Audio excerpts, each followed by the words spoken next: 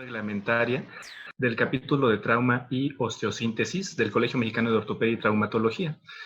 Como primer punto de la orden del día, me permito presentarme con ustedes. Mi nombre es Clemente Hernández Gómez, yo soy ortopedista traumatólogo con una alta especialidad en ortopedia pediátrica. Laboro en dos instituciones, el Instituto Mexicano del Seguro Social y el Hospital Shriners para Niños México. Quiero agradecer en primera instancia al doctor Jorge Negrete, presidente del Colegio Mexicano de Ortopedia y Traumatología, la confianza que nos permite estar en este ciclo coordinando las actividades del capítulo de trauma y osteosíntesis de este que es nuestro colegio. A su vez, quiero presentarles a dos de nuestros panelistas del día de hoy, que forman a su vez parte de este capítulo. La doctora Cintia Paloma García Gómez, ella es ortopedista egresada de la Universidad Autónoma de Coahuila, del Hospital Central del Estado de Chihuahua también. Ella dice que es de la metrópoli del Estado Grande, actualmente está laborando aquí en la Ciudad de México en el Hospital General Regional número 2, Guillermo Fajardo Ortiz, del Instituto Mexicano del Seguro Social. Ella nos estará apoyando en el capítulo durante este ciclo como secretaria del mismo. Y también les voy a presentar al doctor Fernando García Estrada, quien seguramente es ampliamente conocido por la mayor parte de nuestra audiencia el día de hoy. Sin embargo, les recuerdo algún par de datos importantes sobre él. Él es miembro emérito del Colegio Mexicano de Ortopedia y Traumatología, es Senior Trustee de la Fundación AO por México y es fundador de AOLAT, AO Latinoamérica. Él estará con nosotros participando como consejero académico del capítulo. Ambos serán parte de los panelistas del día de hoy. Un poquito más adelante les presentaré al resto de los panelistas. Como segundo punto de la orden del día, me voy a permitir comentarles los puntos más relevantes sobre el programa de actividades que llevaremos a cabo durante este ciclo del capítulo de trauma y osteosíntesis. Nuestros objetivos más importantes para este ciclo son estimular en la membresía la actualización y la fundamentación de nuestra práctica profesional.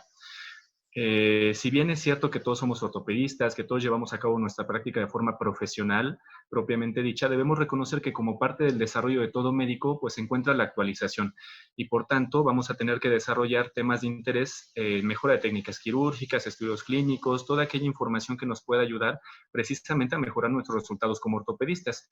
Sin embargo, no debemos de dejar de lado pues el hecho de que debemos fundamentar toda esta práctica en la teoría. Y como un ejemplo de ello es precisamente la sesión del día de hoy, que aunque todos sabemos que existen los principios biomecánicos y que son fundamentales para nuestra práctica, en la ortopedia, en específico, obviamente en la osteosíntesis de las fracturas, a veces lo dejamos un poquito de lado y no reconocemos la relevancia que tienen estos principios en nuestros resultados. Entonces, hay una serie de temas que ya establecimos para las siguientes sesiones reglamentarias, desde este mes hasta noviembre del 2021, mismas que se les hará llegar por medios electrónicos, y esto es con la finalidad de que todo ortopedista que tenga interés, obviamente, en participar en dicha temática va a ser bienvenido. Les voy a agradecer a aquellos hospitales, escuelas en los que trabajamos, pues obviamente también nos puedan servir de semillero para que de aquí podamos presentar en este mismo foro algunos trabajos de nuestros residentes o de nosotros mismos que puedan o no ya estar terminados incluso y que obviamente estén relacionados con la osteosíntesis para que podamos nosotros aportar mejoras a sus mismos protocolos y por qué no generar un vínculo mayor para su posible publicación en la revista del colegio a través del cuerpo de investigación del mismo. Entonces, para dar oportunidad de mayor tiempo a los panelistas, no me queda más que agradecerles nuevamente y presentarles de forma breve un par de diapositivas a forma o a medio de introducción al tema que vamos a ver el día de hoy. Todos hemos visto estas imágenes, fotografías del doctor José Manuel Ortega Domínguez, quien hablando de trauma y osteosíntesis en nuestro país resulta ser pues algo así como el padre de la trauma en México, o al menos eso es lo que muchas veces hemos escuchado de nuestros maestros, en especial en mi caso del grupo de maestros de AO, que nos comentan que ha sido uno de los grupos más fuertes en este sentido. Le tienen especial aprecio, afecto al doctor Ortega Domínguez en virtud de todo lo que aprendieron de él. Esta frase que les pongo aquí en osteosíntesis, primero identificar el principio biomecánico y después él o los implantes para conseguirlo, pues ya prácticamente es una frase icónica que puede describir nuestra práctica, o lo que debiera de ser nuestra práctica con relación a la osteosíntesis. Yo debo decir que no tuve el gusto de conocer al doctor Ortega Domínguez. Sin embargo, tengo el gusto de decir que conocí y fui alumno de varios de los maestros que tuvieron que ver con la reciente publicación de los principios biomecánicos. Aquí solamente en la imagen que están viendo coloco a 3 de ellos, no son todos, obviamente hay más de ellos que se ocuparon de discutir y ustedes deberán enterarse que esa discusión sigue sin terminar en realidad. Pero finalmente ellos 3 son parte del resto de los panelistas que van a estar con nosotros el día de hoy y obviamente con este respecto pues vamos a darle la importancia a la temática que vamos a presentar. Como les decía anteriormente, sé que todos conocemos los principios y sabemos aplicarlos, pero a veces no es tan de más dar un paso atrás, recular un poco y recordar que esto precisamente es el pilar fundamental de nuestra práctica. Estos son unos ejemplos. ¿Qué tienen que ver los principios biomecánicos? Pues tenemos fracturas que sabemos que a lo mejor en imagen inicialmente pudieran tener un buen resultado, pero los principios nos van a llevar a realmente tener un resultado. O sea, tenemos que entender las fracturas, no solamente fijarlas. Si vemos este ejemplo, una fractura supraintercondilia a nivel humeral, pues obviamente no se trata solamente de técnicas quirúrgicas. Y les pongo un par de ejemplos con clavillos porque a veces pensamos que pues, los clavillos es lo más simple. Lo que tenemos que pensar en realidad, y es lo que vamos a desarrollar con la temática a continuación, es pensar mecánicamente qué es lo que necesitamos ofrecerle a esa fractura y en base a ello, entonces sí planificar nuestro tratamiento en sí. Otro ejemplo, pues a veces colocamos placas, colocamos muchos tornillos o no. Finalmente nuestros resultados tienen que ver precisamente con esa planificación y la planificación empieza desde elegir qué principio biomecánico vamos a necesitar darle a esa fractura. Entonces, de esto va a tratar toda nuestra charla. Los principios ustedes los conocen. Compresión, nos va a hacer favor el doctor Fernando García de darnos este tema. Tirante, el doctor César Alejandro Arteaga Tavera. El sostén, el doctor Edgardo Ramos Maza. El tutor, la doctora Cintia Paloma García Gómez. Y la protección, el doctor Gabriel Chávez Covarrubias. Entonces, vamos a dar paso, por favor, al doctor Fernando García Estrada. Les recuerdo, él es miembro emérito del Colegio Mexicano de Ortopedia y Traumatología, es senior trustee de la Fundación AO por México, fundador de AOLAR, y pues si le seguimos, aquí nos llevamos todo el webinar. Entonces, por favor, doctor, muchas gracias por la participación y lo escuchamos. Gracias a todos ustedes, gracias al doctor Clemente. Voy a tener el gusto de hablar para ustedes acerca del primero de los principios, que es el principio de la compresión. No tengo ningún conflicto de interés y no percibo honorarios por esta charla. Quiero que vean esta, que es una fractura del dedo condistal multifragmentada, que esa multifragmentación no nos debería de atemorizar porque es precisamente uno de los estímulos para la osteogénesis. Fractura multifragmentada del tercio medio condistal del húmero y que esa multifragmentación no nos debería de preocupar mayormente porque estimula la osteogénesis. Sin embargo, alguien se inquietó y 2 meses después, vean lo que le pusieron, unas asas de alambre, porque le inquietaba que estuvieran así. No se apuren, las llaves y la cadena estaban en la pijama del paciente. Otro poco tiempo después, alguien dijo, no, lo que necesita es una compresión con tornillos para fijar un injerto vacuno, pero eso sí lo vamos a proteger con un yeso. Siendo más agresivo, alguien posteriormente, ya a los 8 meses, dijo, no, lo que necesita esto es una placa y tornillos. Le puso la placa con esa triste historia que se desanclaron todos y fue más difícil sacar todos los tornillos que ponerlo. 1 año después y 3 cirugías más, la cuarta, fueron las necesidades para que esta fractura fuera enclavijada y que tuviera una consolidación por segunda intención. En el pasado no se concebía una osteosíntesis sin esto, un vendaje protector, un vendaje de protección de yeso. Este es la historia de amor.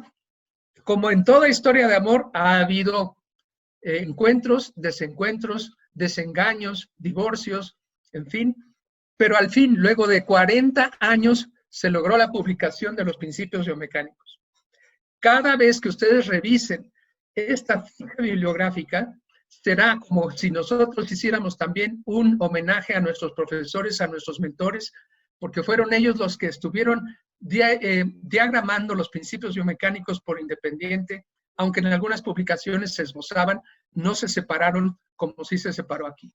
Así es que, en especial a nuestro gran profesor, el doctor José Manuel Ortega Domínguez, que este fue el primero a identificar el principio biomecánico y después él o los implantes para conseguirlo.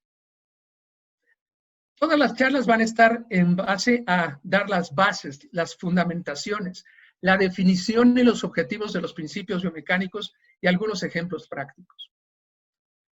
El primero que trajo a la clínica, al campo clínico, el principio de la compresión fue Robert Danis, cirujano belga, que en su hospital en Bruselas adquiría que es un coaptor que él inventó para comprimir axialmente a la fractura. Una radiografía de un radio humano, se comprimía de dirección axial y después se completaba la osteosíntesis. Como verán ustedes, la consolidación se daba por primera intención per prima o directa. Esto inquietó mucho en 1959 a un joven cirujano suizo que lo visitó. Maurice Müller le platicó a su amigo y profesor Hans Willenegger y al profesor Schenk, él es veterinario, el profesor Schenk, y en el Instituto de Anatomía de la Universidad de Berna, en conjunto con el Instituto de Liechtenstein, hicieron este estudio en perros. Se hacía una osteotomía de 0.2 milímetros y se le colocaba una placa recta bajo compresión. Noten ustedes aquí el orificio del compresor distractor. A la radiografía se tomaba a las 5 semanas y a las 8 semanas, y cuál no sería su sorpresa que fueron exactamente los mismos hallazgos que tenía Robert Danis. Sin embargo, Robert Danis no tenía ninguna fundamentación histomorfológica, y esto sirvió de muy importante porque se pudieron sacar las laminillas para saber qué pasaba, porque la consolidación sin callo era algo misterioso, se creía que era algo de magia. Un hecho totalmente fortuito, no planificado, es el que ustedes ven aquí. El radio del perro es curvo y la placa que se puso es recta. Por lo tanto, bajo de la placa, a las 8 semanas, apareció una consolidación per prima de muy rígido contacto y se le llamó consolidación per prima por contacto directo. Como no se pretensó y solo se tensó, en la cortical opuesta se separó un poco, no tanto lo suficiente como para que hubiera un callo, pero ahí existía una consolidación per prima, pero a través de un espacio. Esta es una estupenda, hermosa microfotografía en la cual todavía se ve en el centro de ella el resto de la osteotomía y las osteonas o las unidades básicas pluricelulares del hueso cruzan sin ningún problema.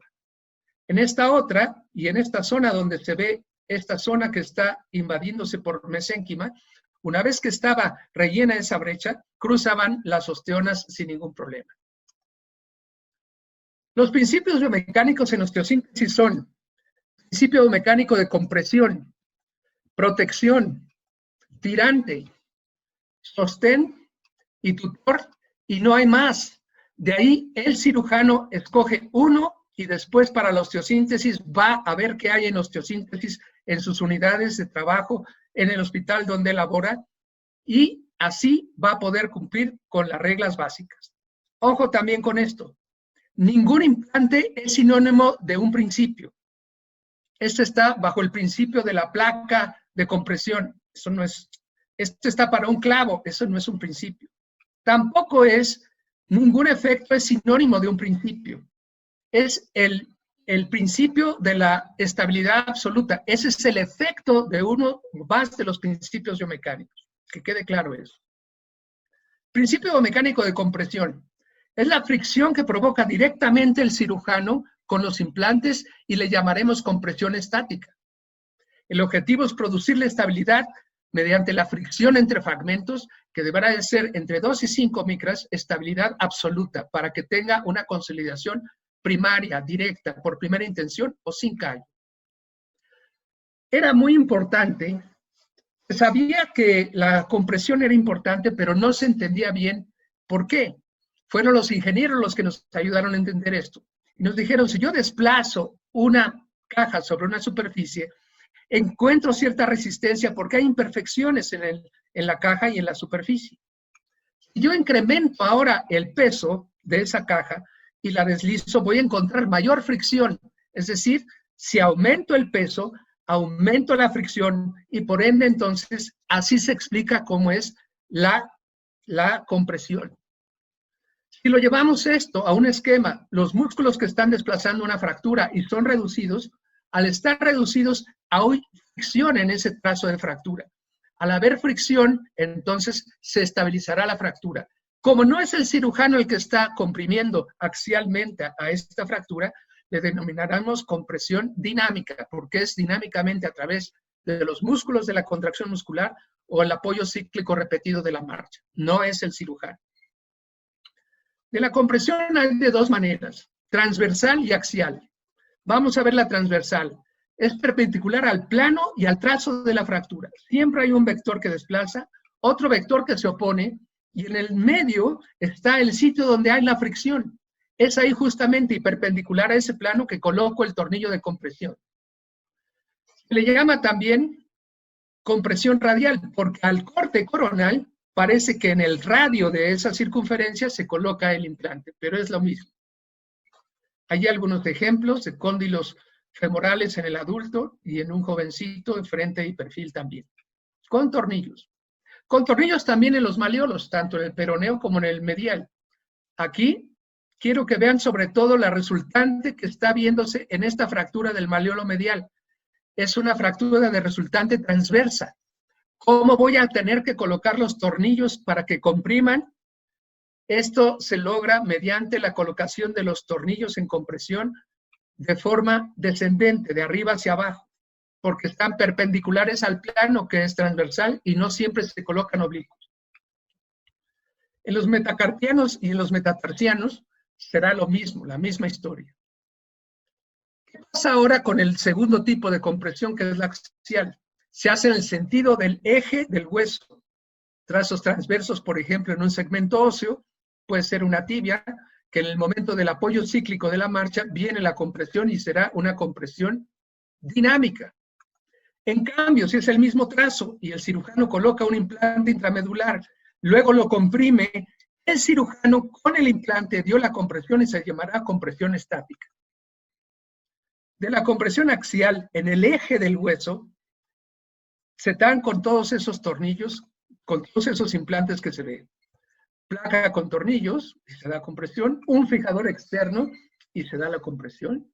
Aquí hay que aclarar que el tutor en algunos países, en Argentina, por ejemplo, tutor es sinónimo de fijador externo, no es el principio mecánico como ya lo explicará Cintia Paloma.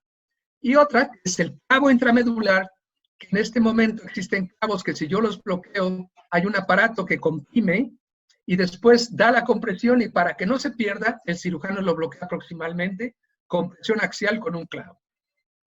En la tibia es el único hueso recto en el organismo, están en el tercio proximal, trazos transversos, en la diáfisis o en el extremo distal. Ahora, ¿qué pasa con la compresión axial? Quedamos en que era en dirección del hueso. Si está aquí en la compresión, en ese maleolo medial, que están oblicuos los tornillos porque están colocados en el eje del maleolo medial. Que quede claro, es en el eje del maleolo. Ahí sí. Si yo tengo también una fractura muy baja del extremo distal del húmero, tendremos dos columnas, una radial y una cubital, una lateral y otra medial. Si coloco tornillos en estas columnas, estoy dando compresión de dirección axial con respecto de las columnas radial y cubital, medial o lateral del húmero. Compresión, por lo tanto, axial. Es de todos conocidos que una fractura intracapsular en el cuello, una vez reducida, se colocarán tornillos en compresión axial con respecto del eje del cuello. Una placa tensada produce compresión axial y esta se puede dar a través de dos mecanismos, con el tensor removible, la torreta, el compresor distractor, llámele como quieran, pero pónganse de acuerdo en sus hospitales. O bien colocando los orificios excéntricos, los tornillos excéntricos en los orificios. Este es un caso, una señora de 33 años atropellada que fue atendida en otro hospital con un fijador externo transfictivo, que es un fijador externo antiguo tipo Chanley, en la AP, la lateral y una oblicua. Al explorarla se vio que la exposición era por la parte posterior, por la pantorrilla. Como ya estaba hecho el acceso quirúrgico, en ese mismo second look, después del desviramiento, se colocó una LC-DCP en la parte posterior de la tibia. Aquí está la radiografía postoperatoria. y 2 meses después estaba apoyando con muletas. Noten ustedes que está en la colocación de la placa en la parte posterior de la tibia. 4 meses después, la placa se desancla. Era claro que los tornillos estaban ya flojos y desanclados. Así es que ya para entonces había llegado a México la LCP ancha, que escogimos ancha por el diámetro posterior del canto posterior de toda la diáfisis de la tibia, una tibia estéril de plástico y una prensa dobladora de mesa. Intraoperatoriamente se hacen algunos ajustes nada más y se coloca en la parte posterior, intraoperatoriamente algunas 2 imágenes solamente. Estas son algunas maniobras que se le está dando la compresión y después por interferencia se hace la reducción por completo y este es el resultado postoperatorio inmediato. Noten ustedes que la resultante ahora es una resultante transversa y por eso se le dio compresión axial con el distractor, compresor distractor. 4 meses, 8 meses, si notan en el plano, en la vista lateral a su derecha, no hay ningún callo visible. Un acercamiento nos asegura que no hay callo radiológico y este fue el final. Ojo, la placa tensada debe pretensarse, porque si solamente se tensa les va a pasar lo que a Schenck y Billinegger. Va a haber una compresión muy estricta debajo de la placa y una apertura en la cortical opuesta. Por lo tanto, toda placa tensada debe pretensarse. El pretensado comprime la cortical opuesta, el tensado comprime la cortical por debajo y se da una compresión uniforme. Un ejemplo en la tibia humana, placa pretensada, placa tensada. Si quieren pueden hacerlo a cielo abierto, no es ningún pecado mortal. Si eso es el principio mecánico que requieren y no hay clavos y no hay lo demás, con una placa pueden llevar a cabo perfectamente el principio mecánico en la compresión axial. La compresión también puede llevarse a cabo a través de un fijador externo, ahí con un marco delta o para una artrodesis, por ejemplo. También en el tobillo se da una compresión axial cuando es una lesión catastrófica como esta y que se hace la artrodesis con un fijador externo, compresión axial en el eje del hueso y la articulación. También los clavos pueden ser comprimidos. El UFN y recientemente otros modelos de clavos como serían el Multilock pueden ser comprimidos. Aquí la compresión se dio tanta que yo no soy capaz de identificar en dónde es que estuvo la fractura. En resumen y para terminar, la compresión puede darse transversal y axialmente. Los tornillos, placas, todos esos implantes pueden ser necesarios. Produce estabilidad absoluta y por lo tanto produce una consolidación per prima, directa, por primera intención, perfecta, haversiana. Todos son sinónimos y se identifican porque no tiene callo. Por la atención que brindaron para el que les habló, les agradezco mucho su atención y estoy a sus órdenes. Muchas gracias, doctor Fernando García, por su participación con nosotros. Les recuerdo a los participantes del webinar, pueden, si tienen ustedes dudas, preguntas en especial, pueden irlas haciendo a través de la plataforma en preguntas y respuestas. Trataremos de ir contestando lo necesario o lo que podamos contestar en un inicio y al final daremos un espacio para poder contestar verbalmente las preguntas que estén faltantes. Les quiero presentar ahora al doctor César Alejandro Arteaga Tavera. Él es egresado de la UNAM, del Instituto Mexicano del Seguro Social. Actualmente está laborando en el estado de Guanajuato, en el Centro Integral de Ortopedia y Traumatología de Salamanca. Él nos va a hablar, nos va a dar la presentación sobre el principio biomecánico del tirante. Gracias, César. Hola, ¿qué tal? Buenas noches a todos. Muchas gracias a ti, Clemente. Gracias al colegio por la invitación. Para mí esto pues representa una experiencia nueva, el dar pláticas a través de medios electrónicos. En este momento pues vamos a hablar del principio biomecánico del tirante. Muchas gracias al doctor Fernando por la presentación de los principios. El principio biomecánico de tirante, que vamos a tratar el día de hoy, o es el principio a continuación al definir, es un implante tensado en la superficie convexa de un hueso curvo en una fractura transversal. El objetivo, bueno, el sinónimo del tirante lo podemos encontrar como banda de tensión en algunas publicaciones, sobre todo a la hora de la traducción de la lengua inglesa, que es donde la mayoría de los artículos vienen. Tenemos como sinónimo. No confundir el término de tirante como cerclaje u obenque, en el que tenemos mucho la costumbre de tenerlo como sinónimo. Tirante es el principio y el cerclaje, o en su caso, a los que lo conozcan como obenque, es el mecanismo, el dispositivo de alambre, o incluso en algunas otras especialidades como ginecología obstetricia usan cerclajes con suturas. Entonces, tirante es el principio, cerclaje es el dispositivo, y al igual que tirante lo podemos llamar banda de tensión. El objetivo de este principio será convertir la solicitación de flexión que se ejerce en un hueso curvo en esfuerzos de compresión en dirección axial. Es decir, la placa va a solventar o a detener estos esfuerzos de tensión y los va a convertir en compresión axial, que ya perfectamente nos explicó el doctor Fernando García sobre el fragmento óseo. A continuación vamos a ver, para que quede un poquito más claro, un pequeño video donde vamos a ver cómo, en este caso, el segmento del cúbito, el olecranon, nos va a funcionar como una columna que va a soportar un peso de 100 kilogramos aproximadamente, dándonos una compresión de 10 kilogramos centímetro cuadrado sobre la zona de la fractura o del segmento que va a soportar esta carga.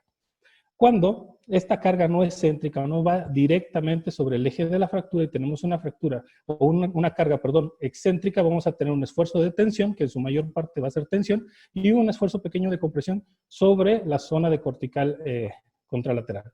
El implante nos va a absorber esas fuerzas de compresión, de tensión, y las va a convertir directamente proporcionalmente a esfuerzos de compresión directa sobre la fractura. Entonces, vamos a tener dos tipos de compresión. La compresión estática, que es la que el cirujano ejerce directamente en la cortical, próxima al implante, al tensarlo, al nosotros colocarlo, y la compresión dinámica que se ejerce al momento en el que el segmento anatómico, en el que el segmento anatómico se aplica movimiento o recibe carga axial, ya sea por flexión de la articulación o el apoyo del segmento. Aquí lo vemos en la radiografía, donde vemos la compresión aplicada en el lado adyacente al implante, y a la hora de hacer la flexión en el codo, vemos cómo se comprime en el lado contralateral. Es decir, tenemos las dos compresiones, estática y dinámica. En este video lo vemos de forma clínica, es una visión intraoperatoria, donde se está aplicando un cerclaje en un olecranon. Esto es una fractura de húmero, en la que se hizo una osteotomía para acceder a la fractura inicial y se coloca un cerclaje para repararla. Aquí observamos cómo a la hora de hacer la extensión, la fractura presenta una pequeña gap, una pequeña apertura, pero al hacer la flexión, esta apertura desaparece, dándonos compresión en ambos lados de las corticales. Entonces, el principio biomecánico de tirante va a pertenecer al grupo de los principios con estabilidad absoluta y que nos van a lograr una consolidación sin callo o consolidación primaria. Para lograr este principio necesitamos tener ciertos requisitos, más que indicaciones, es decir, tener un hueso con una fractura, con una resultante transversa. Recordar que las resultantes transversas son aquellas que tienen, o líneas de fractura que tienen menos de 30 grados, que sea un hueso curvo. Ahorita más adelante vamos a explicar qué significa esto de hueso curvo, y un trazo contralateral o un trazo con capacidad de carga en la cortical de compresión. Cuando yo estaba en la residencia nos decían cortical contralateral íntegra. La cortical no está íntegra porque tiene un trazo de fractura, pero esto quiere decir que tiene capacidad de carga esa cortical. Entonces, un hueso curvo no tiene que ver con la anatomía del hueso o con la forma del hueso, sino más bien con la distribución de sus ejes, tanto anatómico como mecánico. Aquí vemos una AP de un fémur donde el eje anatómico pues prácticamente sigue el trayecto de la diáfisis del fémur, pero el eje mecánico lleva una trayectoria completamente diferente, que va desde la cabeza del fémur hacia la zona de los cóndilos. Esto nos hace la definición de un hueso curvo, es decir, cuando los ejes están en diferente posición. No así en el hueso recto, único, como ya lo decía el doctor García, es la tibia, donde tanto eje mecánico como anatómico tenemos una relación o una misma trayectoria. Esto es la diferencia que nos va a marcar el hecho de que la placa en la tibia nos dé compresión axial, como nos explicaba el doctor García, y la misma placa aplicada con la misma técnica en la cara lateral del fémur, pues nos dé un tirante. Powell nos decía que en relación a los huesos largos, generalmente tenemos un lado de tensión y un lado de compresión, que es de lo que hemos venido hablando, donde la zona de compresión debe tener la capacidad de carga, en este caso nuestra cortical medial del fémur. Huesos curvos, pues entonces van a ser húmero, cúbito, radio, olecranon, rótula, fémur, malleolos, pero siempre y cuando estos tengan trazos transversos. Como ya lo decíamos, los trazos transversos son aquellos que tienen una resultante menor de 30 grados. Cuando tenemos más de 30 grados en un trazo transverso, difícilmente vamos a lograr la aplicación del principio. ¿Qué implantes nos van a permitir? Porque tenemos, yo les decía desde el inicio, la confusión a veces de que el cerclaje es igual a tirante y entonces ningún otro implante va a dar tirante. Bueno, las placas, bueno, los fijadores, no sé. Entonces, todos o estos implantes, estos 3 enumerados, que son el cerclaje, las placas rectas y el fijador externo, nos pueden brindar el principio biomecánico de tirante siempre y cuando nosotros lo apliquemos con ciertas características. El implante, el cerclaje, que nos igual a tirante, pues ya sabemos que se tiene que aplicar sobre la superficie de tensión, que nos va a llevar a dar compresión a través de los esfuerzos, que se pueden aplicar clásicamente en rótula o olecranon, pero que también nos podemos ocupar o aplicar en abulsiones de las tuberosidades, como en el húmero o en los malleolos medial, lateral, o incluso en en las apófisis estioides o incluso en la zona trocantérica del fémur. Aquí vemos un ejemplo, una abulsión de la zona infrasindesmal del malleolo peroneo, del perone distal, con un trazo transverso, un hueso curvo, como lo explicábamos, se coloca ese implante sobre la superficie de tensión y nos va a aplicar completamente o correctamente nuestro principio mecánico dándonos compresión del lado contrario. Igual les decía en las abulsiones, el estiloides del cúbito, donde observamos la misma respuesta con compresión en la cortical contralateral. La placa también se puede aplicar como principio de tirante. Va a seguir más o menos las mismas indicaciones que el doctor García ya nos explicó con la placa de compresión. Esta tendrá que aplicarse siempre en la superficie de tensión. Si la aplicamos en otra superficie, pues ya no va a actuar como un tirante. Les decía, solo huesos curvos, solo en la superficie de tensión. Debemos amoldar las placas, no se colocan así nada más, directa o recta, sino que hay que como amoldarla, pretensarla o tensarla de acuerdo a las características o el fin que nosotros queramos dar. Las placas solo son rectas, las placas anatómicas no nos van a dar el principio biomecánico, tienen que ser placas rectas. Y amoldar, pues nada más es llevar al molde, es decir, hacer que coincidan lo más parecido a la anatomía de nuestro hueso para que nos permita un adecuado adosamiento a la superficie de la cortical de tensión.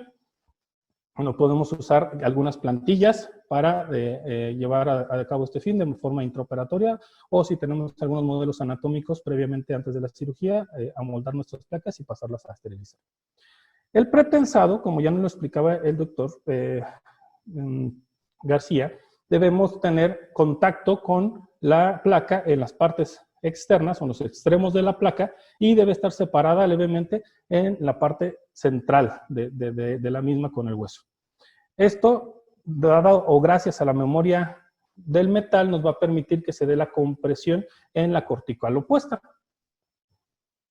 En los huesos curvos, igual, debemos de tener contacto en los extremos de la placa y una separación que aquí se está viendo de manera exagerada, debe ser menor, por eso debemos amoldar la placa, pero la separación, dependiendo del perfil de la placa, pues tendrá que ser de 1 o 2 milímetros o incluso 3 milímetros, dependiendo de qué tan bajo sea el perfil de nuestra placa.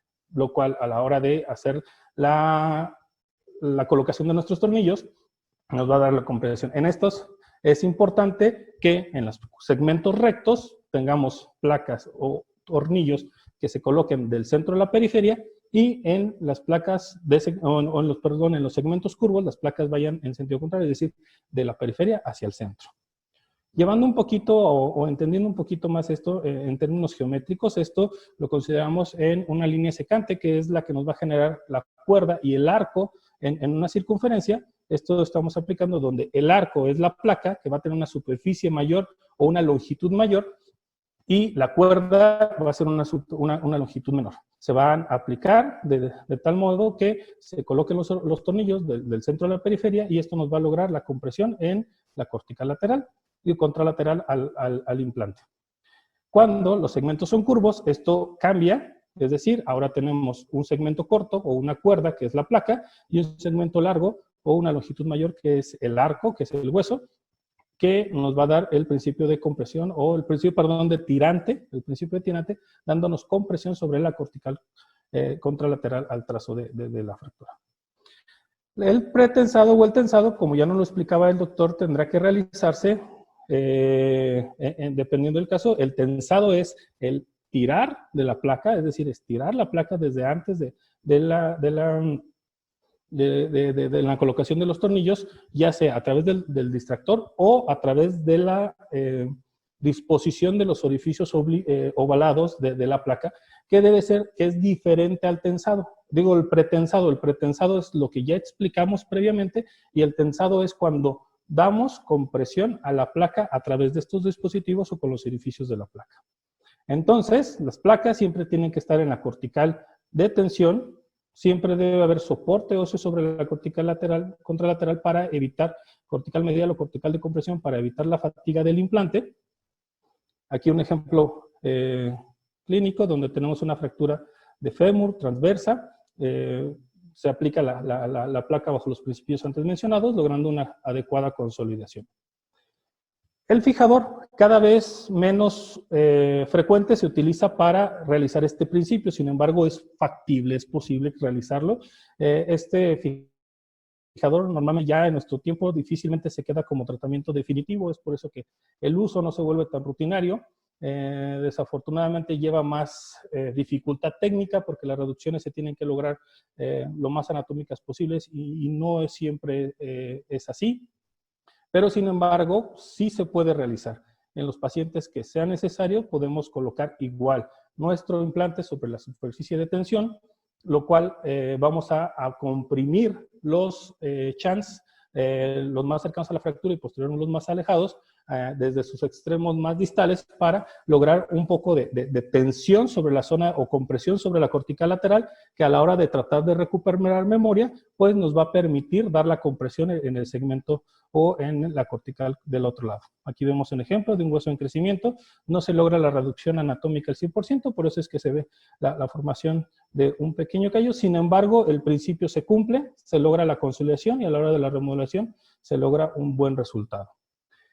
Tener cuidado de aplicarlos siempre los principios. Cuando estos principios no se llevan, pues es lo que nos sucede, como en este ejemplo, donde la fractura se separa por la memoria precisamente del fijador, que como no estoy actuando sobre una superficie de tensión, esto hace que la cortical contralateral se me separe. Y lo mismo pasa con las placas. Si yo no aplico la forma correcta de mis tornillos, si no hago un adecuado pretensado, un adecuado moldeado de la placa, entonces el resultado no será el adecuado. En conclusión, tanto el tirante se puede emplear con una diversidad de dispositivos, cerclajes, placas, fijadores externos. Siempre tendrá que ser en fracturas con trazos transversales, huesos curvos, convirtiendo nuestras solicitaciones de flexión en esfuerzos de compresión axial, que nos va a resultar en una compresión estática en la cortical adyacente al implante y una compresión dinámica en el lado opuesto del implante. Muchas gracias por su atención.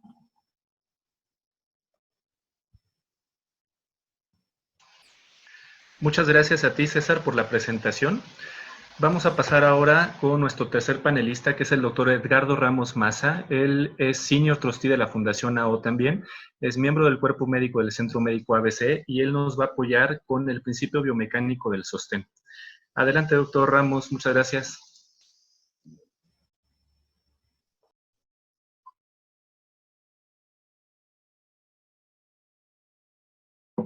¿Ahí se escucha? Sí, se escucha. Ok, perfecto. Muchas gracias por la invitación, Clemente, y a los directivos del Colegio Mexicano de Ortopedia. Para mí es un honor siempre estar con ustedes y les agradezco muchísimo su presencia. ¿Listo? Ahora sí. Entonces, pues vamos a entrar en esto que realmente no está avanzando. Ahí está. Que es una gran controversia. ¿Por qué? Porque ustedes van a leer artículos en inglés, sobre todo, en donde los términos pueden confundir bastante. una de las cosas a las que apelo es que piensen ustedes que en México también hay gente que sabe pensar y hacer las cosas, y no por eso nos vayan pues no puedo decir que es xenofobia, pero casi, ¿no? Somos un poquito malinchistas y a veces no hacemos el caso que debemos hacer. No les pido que me crean, nada más que hagamos un análisis de esto que vamos a ver, que es, por ejemplo, en el capítulo 56 del skeletal trauma, está esto de las fracturas de tibia proximal, en donde ponen aquí la placa de sostén. Y vean que tiene un trazo cizallado y tiene un hundimiento. Y esta placa está actuando muy lejos de donde está el hundimiento y por lo tanto en realidad no está funcionando como un sostén, y el sostén sería si utilizamos tornillos como tipo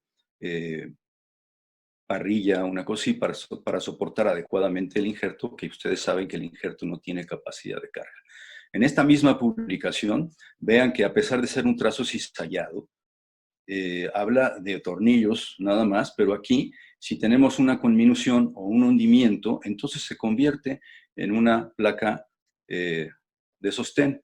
Y mi pregunta es, ¿la placa como buttress plate o como la podemos encontrar en la literatura, funciona exactamente igual en un fragmento grande por cizallamiento que en uno multifragmentado o con un hundimiento? Creo que no, pero bueno, vamos al Webster, el diccionario Webster, en donde vemos que es un buttress. Es a prop, esa prop dice aquí que es una pared o es algo que se le está agregando a otra pared que es para evitar su caída, ¿sí? Y cualquier prop, que es otra vez sostén o cualquier soporte. ¿Qué es prop? A fin de cuentas es soportar para prevenir que algo caiga, ¿sí? Y mantenerlo parado. Y en la Academia de la Lengua Española, si ustedes buscan sostén, nada más dice acción de sostener. Nos vamos a la acción de sostener y son estas las definiciones en donde nos quedamos prácticamente con esto, que es lo que se refiere un poquito más a la cuestión física y biomecánica de la que estamos hablando. Y esto es sustentar o mantener algo firme. Es decir, necesitamos mantener distancias entre los elementos de una sola estructura, que en este caso es el hueso. Y mantener una distancia quiere decir que todos los implantes son sostenes, estrictamente hablando, porque todos están soportando, están evitando que falle la construcción o que el hueso se mueva. Pero a ver, una pregunta es esto. ¿Esto funciona exactamente igual que esto biomecánicamente? ¿O esto? ¿O también esto? ¿Y qué me dicen de esto, no? Entonces, ¿quién es un sostén? Realmente el que recibe toda la carga es el que se debe de considerar realmente sostén. Si aquí yo les pregunto a todos ustedes, ¿qué principio estamos utilizando aquí? El principio biomecánico es, de acuerdo a lo que dijo el doctor Fernando García, pues es muy sencillo, es la compresión, pero si a esa compresión le agregamos algo porque es insuficiente, entonces el principio cambia y cambia a lo que va a hablar finalmente el doctor Gabriel Chávez, que es el principio de la protección. Y vean ustedes cómo está publicado esto en el manual de AO, en donde ellos dicen en la página 26, y ven este recuadro de arriba a la derecha, dice, una placa de sostén es usada en áreas metafisarias. Eso ya le da definición, yo se lo pregunto a ustedes, pero después, ¿qué dice? Es una construcción, un sostén es una construcción que resiste carga axial aplicando una fuerza perpendicular, es decir, a 90 grados del eje de deformidad. Es decir, aquí yo tengo mi carga axial y por eso se va a caer ese cóndilo lateral y aplico una carga perpendicular a eso. Esta es la descripción de sostén. ¿Y ustedes están viendo un sostén o están viendo unos tornillos que están cumpliendo con el principio biomecánico de la compresión? Entonces entramos ahí en controversia y todo esto nos hace pensar más allá. Y vean, esta placa en realidad está o no está en la metáfisis. De acuerdo al cuadrado de Ullsheim, no está fuera de la metáfisis. Sin embargo, tenemos lo mismo, tenemos compresión y esta placa, el problema es que como no es hasta la metáfisis, es una protección o es un sostén. Yo les pregunto a ustedes, para mí esto es una protección, aunque no tenga esta forma y que llegue hasta la epífisis o la metáfisis. Y aún más, dice, bajo estas condiciones, la placa es quien carga o soporta toda la carga funcional, todo el peso del cuerpo. Esto sí está cargando. En este segmento, la placa está cargando todo el peso, está soportando toda la carga. ¿Por qué dice inicialmente? Porque obviamente después consolidan y entonces se reparten las cargas. Vámonos a algo así muy simple como cargar 20 kilogramos con mi mano. ¿Cuánto necesito, de acuerdo a la tercera ley de Newton, para cargar este objeto? Los mismos 20 kilogramos que pesa, ¿sí? Pero ¿qué pasa si a esto le agrego un coeficiente de fricción, como ya también lo mencionó el doctor Fernando García, que se opone a la caída o a la carga o al desplazamiento vertical?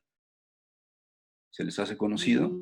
Bueno, pues prácticamente si yo pongo tornillos a esto, podemos ver que esta es una gráfica de esta ecuación, que no quiero que me la entiendan, sino que nada más vean al final a la derecha, que lo que se necesita para contener esos, o para mantener firme esos 20 kilogramos de carga hacia el desplazamiento, solo se requieren 7.6 porque estamos recargándolo contra la pared. Yo sé que muchos pueden pensar, no, pero está hablando de kilogramos cuando eso no es una medida de esfuerzo. Estoy completamente de acuerdo. Yo sé que son newtons o metros o kilogramos por centímetro cuadrado, pero esto yo se lo pedí lo más simple al ingeniero que me ayudó para poderlo comprender, y proporcionalmente lo que son 20 kilos aquí, lo podemos soportar solamente con 7. Pero además se agrega un movimiento extra a este desplazamiento. No es nada más vertical, sino que hace un momento porque se atora aquí por la misma fricción, y esto es lo que tiende a hacer. Entonces ya cambia de todos modos la teoría, y esto que generalmente pensamos que se desplaza verticalmente también tiende a tener este momento, y se encaja en la parte distal, y es donde entra la placa, pero la placa más bien hace un refuerzo en este sentido porque lo demás lo hacen prácticamente los tornillos. Gráficamente, si lo ponemos contra una pared, a 20 kilogramos yo lo podría soportar aplicando exclusivamente 7.6 kilogramos. Y no me digan que esto es igual a esto. No tiene ningún parecido en cuanto a funcionamiento biomecánico. A la derecha es un sostén, mientras que a la izquierda, desde mi punto de vista, es una protección. Y definición es el implante que funciona como sustituto temporal de soporte óseo, eso todos lo sabemos. Y también es mantener una distancia como todos los implantes, como ya vimos todos los principios, pero con la peculiaridad muy específica que es solo cuando no existe el soporte óseo. En el cóndilo medial, si tenemos cizallamiento, el cóndilo medial es quien jala o quien soporta al cóndilo lateral para que no se desplace gracias a la fricción que condicionan estos tornillos al darles compresión. Otra placa buttress, de acuerdo a la literatura, es la del maleolo posterior, la que es antideslizante, es una placa que a mí me encanta.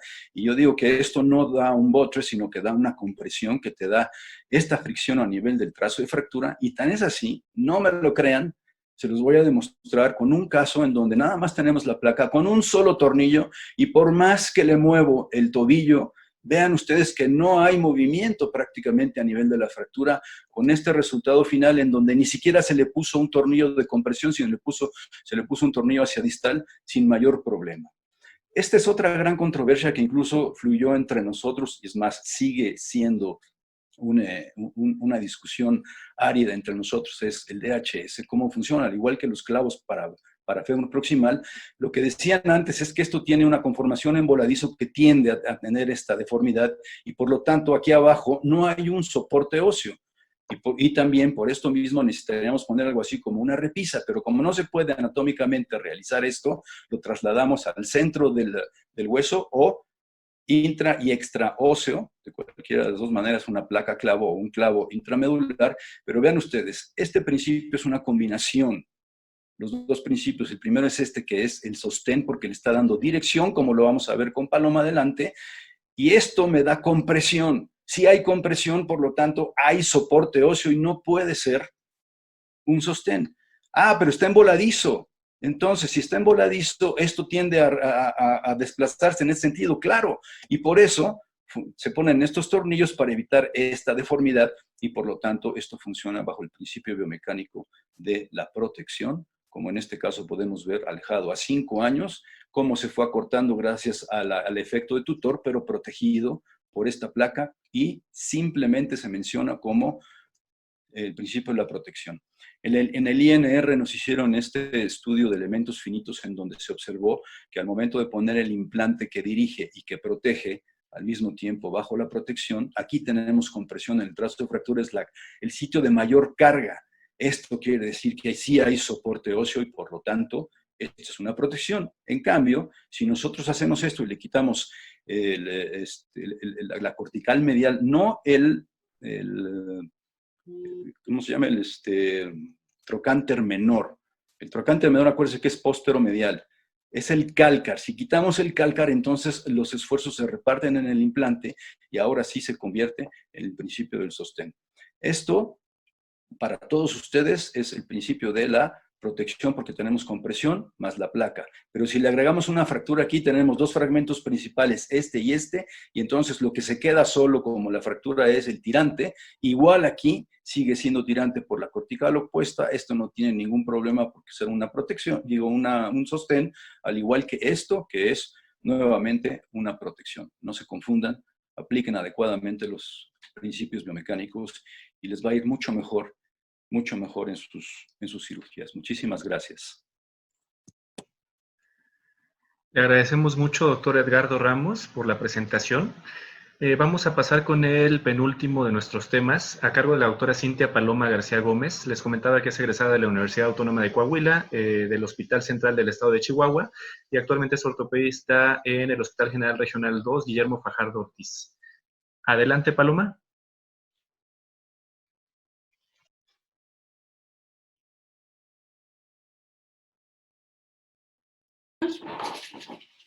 Bueno, buenas noches, yo soy la doctora García Gómez. Yo les voy a hablar del principio biomecánico del tutor, ¿sí? Este principio es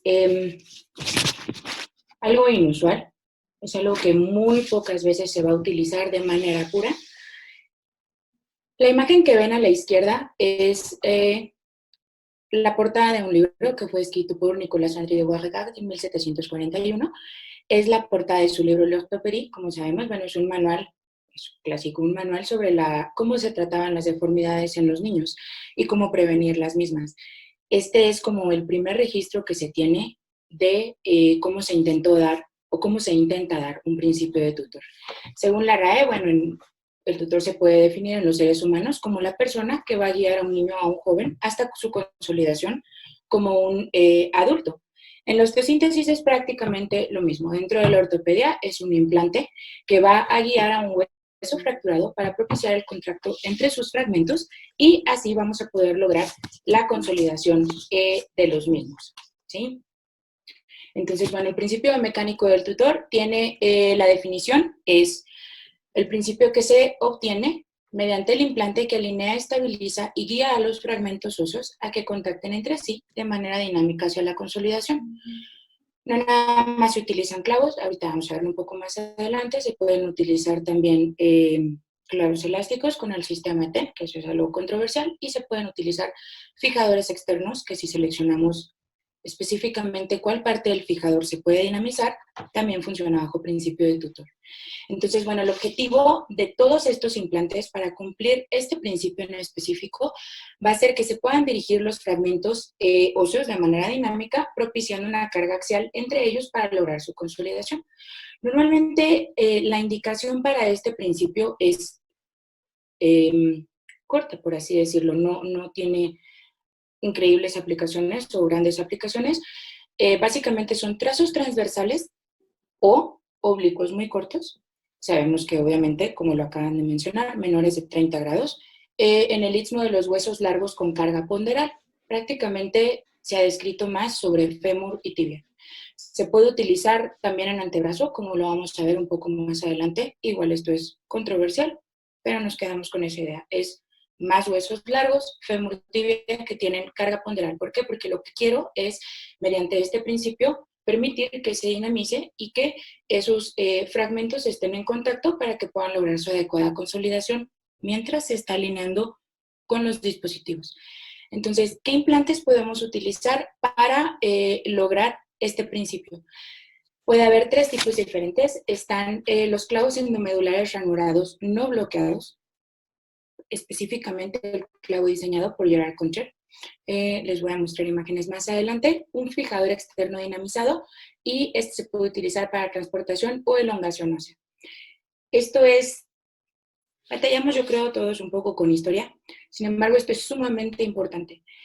8 años después de la conquista, un fray describió que los médicos aztecas utilizaban en los pacientes que estaban fracturados en los huesos largos estacas de madera. ¿Por qué les menciono esto? Este es como el primer, o sea, récord que se tiene sobre un principio de tutor puro. ¿Qué le pasa a la madera cuando se humedece? Prácticamente aumenta su tamaño, es decir, se hincha. Para que nosotros podamos aplicar un tutor dentro de un hueso, utilizando un clavo centromedular, necesitamos que este dispositivo esté ejerciendo compresión elástica transversal, ¿sí? Como vamos a verlo más adelante. Entonces, en este año fue la primera descripción del dispositivo endomedular. Era una estaca de madera que iba dentro del conducto medular de los pacientes que tenían falta de consolidación de huesos largos. También podemos ver que se puede utilizar, les voy a mostrar unas imágenes, en pseudoartrosis. Y ahorita vamos a ver por qué, aunque la pseudoartrosis no esté localizada en la diáfisis, ¿sí? Como les mencioné previamente, el objetivo es, o la indicación es que sea en el trazo de fractura, esté localizado en el istmo de los huesos, o sea, en la parte que es más angosta, y prácticamente esto es su diáfisis. Se pueden utilizar en metafisis, sí, si tienen una pseudoartrosis, como lo vamos a ver más adelante en las imágenes. Entonces, el primero de los implantes que se puede utilizar para este principio es el clavo centromedular, pero es un clavo centromedular específico, no es prácticamente los que conocemos en estos momentos, ¿sí? Tenemos dispositivos que son increíblemente avanzados para los primeros que se utilizaron, ¿sí? Entonces, bueno, el primero que utilizó exitosamente un clavo centromedular, o básicamente el que lo diseñó entre los aztecas y prácticamente en nuestra era ortopédica, es el cirujano alemán Gerhard Concha. En 1939 él diseñó su primer clavo centromedular.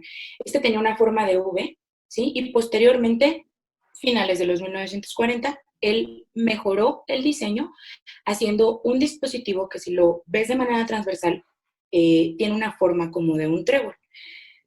Donde debería de ir el tallo del trébol, tiene una ranura o una fenestración en toda la longitud del dispositivo.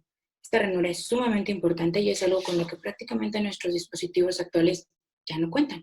¿Para qué se utiliza entonces el clavo centromedular, o para qué se utiliza el clavo centromedular de él? Para lograr una estabilización adecuada de fracturas de fémur y tibia, oblicuas cortas o transversas en el tercio medio, en el istmo, como les mencionaba, en la parte más delgada, ¿sí? En la parte más angosta, perdón. Entonces, el clavo debe de ser, para lograr este principio de tutor, ranurado para poder darle estabilidad, produciendo compresión elástica transversal. El diámetro, lo que pasa aquí es, existe la ranura o la fenestración en toda la longitud del dispositivo. Entonces, cuando se inicia la introducción del dispositivo en el canal, la ranura se va a cortar, ¿sí? Entonces, el diámetro del clavo va a hacerse ligeramente más pequeño, ¿ok? Y va a estarse introduciendo a lo largo de la cavidad centromedular. Y una vez que esté adentro, como dice aquí, va a intentar recuperar su diámetro una vez que esté colocado. Cuando esto sucede, es lo mismo que pasaba con la estaca de madera de los aztecas. Si se hincha la madera, va a ejercer compresión en todas las paredes. Es lo mismo que una vez que está el clavo que está fenestrado dentro, ¿sí? Intenta recuperar su diámetro. Entonces, ¿qué es lo que sucede? Como resultado, pues le va a dar compresión elástica transversal a todas las corticales del hueso. Estos son unos esquemas en donde, bueno, del lado izquierdo, como se puede ver, esto es lo que les mencionaba, el clavo que se introduce dentro de la cavidad, o sea, que tiene forma de trébol, va a introducirse el dispositivo y, como se fijan, la ranura, bueno, va a ser más pequeña, ¿sí? Se va a ir haciendo más pequeño el diámetro. ¿Por qué? Porque la cortical en realidad va a tener una forma rígida, ¿sí? Tiene cierta elasticidad del hueso y sus propiedades, pero va a ser más rígido, ¿sí? Entonces, en el momento en el que el dispositivo se introduce, se va a hacer más pequeño y la cortical va a estar presionando para que esto suceda. Y una vez dentro, se va a intentar abrir. ¿Qué es lo que va a pasar con el clavo de la izquierda? Aquí es al revés. El clavo no está fenestrado y en el momento en el que se intenta, y no hay obviamente una cavidad, ¿sí? En el momento en el que se intenta introducir sobre el bloque de madera, ¿qué es lo que está pasando? Como se ven aquí en las flechas, las fibras de la madera están presionando al clavo, ¿sí? Lo están comprimiendo, ¿ok? En el clavo centromedular pasa lo contrario. La cortical va a estar ejerciendo, no se va a modificar, va a ser rígida y el dispositivo, por lo tanto, tiene que hacer más pequeño su diámetro, ¿sí? Y una vez que está dentro, se va a tratar de expandir. Aquí tenemos un ejemplo, es una fractura que es prácticamente todavía es transversal. Se le colocó un clavo centromedular con una adecuada reducción, contacto de los fragmentos. ¿Ok? Esto es lo que les mencionaba hace unos momentos, son esquemas en donde se ejemplifican corticales óseas. Del lado izquierdo, como se puede ver, en el momento en el que se está introduciendo el dispositivo, van, como menciona aquí, como se ven las flechas, perdón, va a disminuir su diámetro, haciendo más pequeña la ranura o la fenestración. Y una vez que está adentro, colocado, se va a tratar de expandir. Entonces va a ejercer compresión transversal todo lo largo del hueso. Esto es sumamente importante. Va a ejercer compresión en 3 puntos principales, ¿sí? Como mencionaba en el principio en una de las presentaciones anteriores, este es uno de los principios que no da estabilidad absoluta. Por lo tanto, ¿cuál va a ser mi resultado? Va a colocarse el clavo y vamos a obtener una consolidación que va a ser con callo, ¿sí? Entonces, eso significa que la estabilidad va a ser relativa. Sin embargo, bueno, este clavo lo ideal es que la técnica, como se menciona, se introduzca posterior a haber realizado un fresado de la cavidad. ¿Cuál es el objetivo de que se frese el canal centromedular? El primero es que se pueda colocar el clavo con un diámetro lo más ancho posible, ¿sí? Para que pueda ejercer adecuada compresión y no quede espacio, por así decirlo, y que el clavo esté inestable dentro del canal, que quede el diámetro más ancho posible para que ejerza adecuadamente la compresión contra las corticales. La segunda es que aumente la superficie de contacto entre las corticales internas del hueso. ¿Cómo? Y el clavo. No, Entonces, bueno, el se me resultado olvidó. va a ser el aumento de la estabilidad de la osteosíntesis. Muchas veces nos preocupa si fresamos o no fresamos, ¿sí? Prácticamente esto está escrito desde el 2006 y 2007 en estos 2 artículos, en donde, bueno, sí, habla sobre las fracturas expuestas de tibia, pero cuenta con un apartado muy importante sobre las controversias entre fresar o no fresar. La primera que nos preocupa es la vascularidad, ¿sí? Le quitas la vascularidad del endosteo al momento de fresar, sí. Y sí se recupera algo más lento, sí. Pero en realidad todavía tienes vascularidad, que son los 2 tercios, porque sabemos 1 tercio endosteo, 2 tercios periósteo y los tejidos blandos circundantes. Si todavía tienes alrededor, en realidad va a haber una buena vascularidad y el callo no se ve afectado. La calidad del callo óseo no se ve afectado después de la rima, ¿sí? La segunda controversia prácticamente es causarle necrosis térmica. Si utilizas la técnica adecuada con una rima de 0.5 milímetros en 0.5 milímetros, no va a haber lugar a que se cause necrosis térmica, va a disminuir muchísimo esta posibilidad. Porcentaje de infección es lo mismo si se fresa o no se fresa el canal centromedular, ¿sí? En realidad la evidencia actual no soporta que haya más porcentaje de infecciones en una o en otra. Y la cuarta controversia sobre todo es, ¿puedo causarle embolismo grasoso? Sí, claro, se puede causar microtrombos de partículas grasas que pueden afectar a los pulmones. Sobre todo estos son pacientes politraumatizados, ¿sí?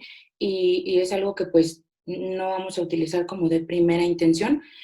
Fresando o no fresando, el simple hecho de introducir un dispositivo en la cavidad endomedular puede causar microtrombos de grasa, ¿sí? Entonces, bueno, estas son las controversias. Al final, la conclusión es, se tiene que fresar, ¿sí? Eso es lo ideal. ¿Por qué? Porque con lo que vamos a dar tutor realmente es con el clavo que está fenestrado, que actualmente no se utiliza prácticamente ya mucho. Entonces, para poder lograr una adecuada superficie de contacto, hay que fresar la cavidad. En estas imágenes, como vemos del lado izquierdo, esta es la indicación pura para el tipo de trazo de fractura para este dispositivo. Cómo se ve previo a la reducción y la segunda es posterior a la reducción. ¿sí?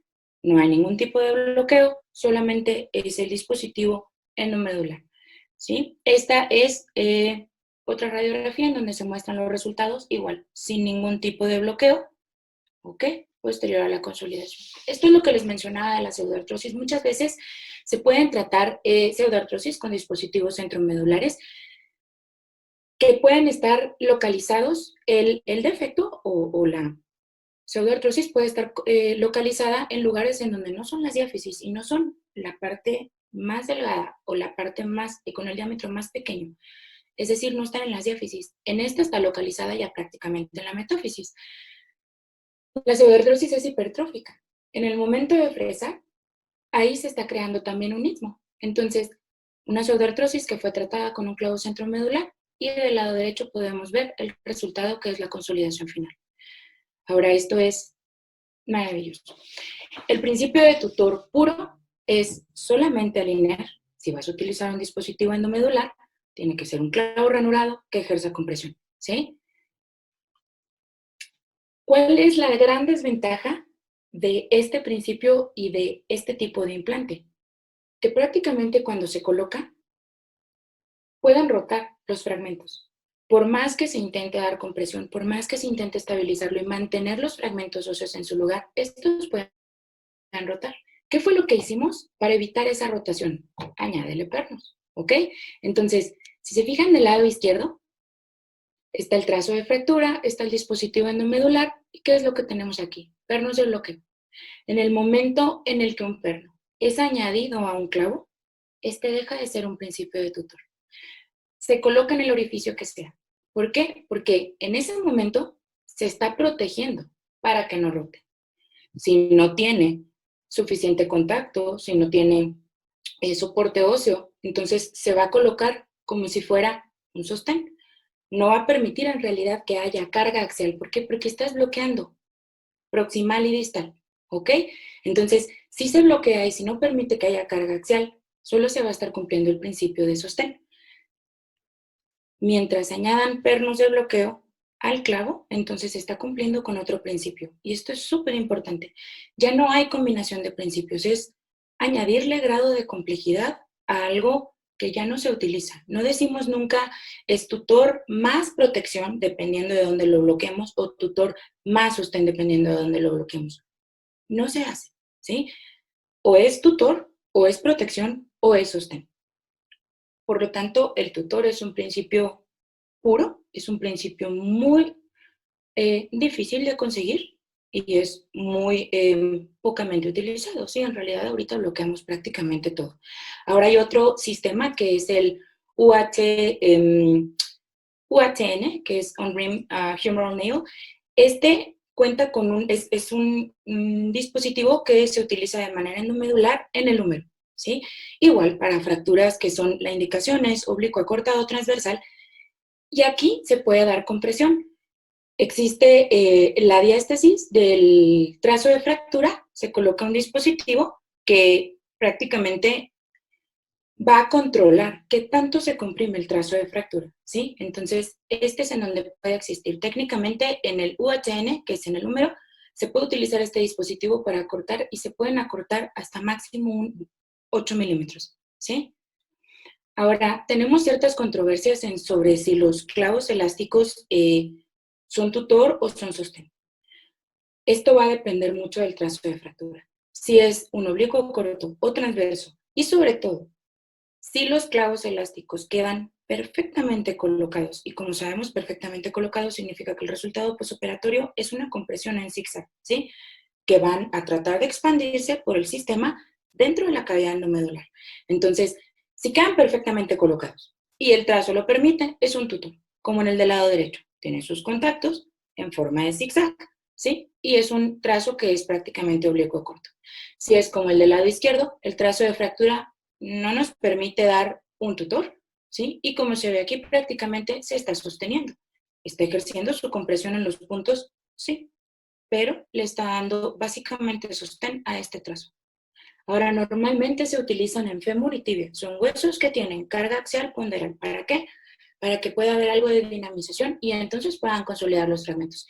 En este es un antebrazo, ¿sí? Aquí la controversia es, en el cubito podemos ver cómo toca prácticamente las 3 corticales. ¿Se podría considerar un tutor? Sí, por los grupos musculares alrededor va a ejercer carga axial, ok.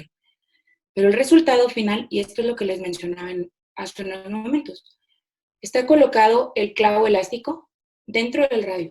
Sin embargo, hay una diástasis en el trazo. No se puede poner prácticamente a caminar al paciente con las manos. No va a haber compresión en ese trazo de fractura, no va a haber carga axial. Esto está cumpliendo el principio de sostén. No importa si se planeó para que fuera un tutor, si se introdujo de la manera más perfectamente posible, el resultado final es un sostén, ¿sí? Porque hay una pequeña diástasis entre esos fragmentos. Entonces aquí nada más podemos mencionar, el tutor no es igual a clavo centromedular, es con el que más se logra más comúnmente, ¿sí? Volvemos a poner la imagen del árbol de Andy. ¿Por qué? Porque este es prácticamente un fijador externo. ¿Cómo podemos utilizar un fijador externo para lograr el principio de tutor? Una consolidación, una configuración que va a ser uniplanar en un hueso que va a recibir carga ponderal, como podemos ver en el esquema de la izquierda con una doble barra. Lo que vamos a hacer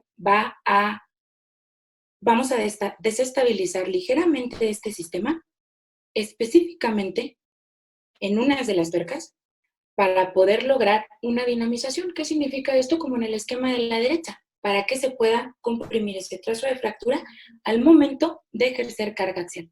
¿Cómo lo vamos a lograr? Si tenemos 2 barras completas, va a ser sobre todo aflojar selectivamente estas 2 tuercas. Lo que vamos a hacer es, se aflojan las proximales del trazo de fractura que está cercano a la barra. Como podemos ver en esta, las proximales de la barra que está cerca, ¿sí? En las distales de la barra que está más lejos del trazo. Ahora, si no tenemos una doble barra del mismo tamaño, ¿qué es lo que vamos a hacer?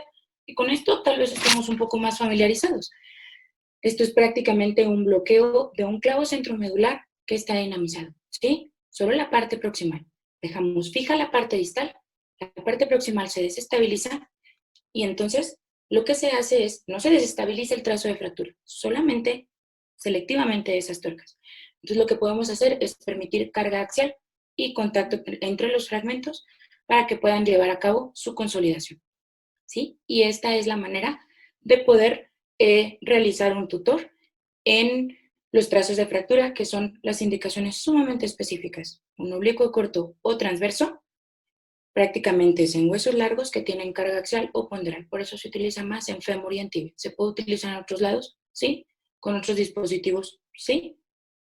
Al final, lo que interesa es que cumplan esto, que alinee mientras haya carga, que se pueda dinamizar para que haya contacto entre los fragmentos. Y la otra es que si el dispositivo es endomedular, tiene que estar comprimiendo todas las corticales, no puede tener ningún perno de bloqueo en otro lado, porque entonces ese ya es otro principio. ¿Ok? Y eso es todo por mí. Gracias. Muchas gracias, doctora Paloma. Vamos a pasar con el último de nuestros panelistas. Es el doctor Gabriel Chávez.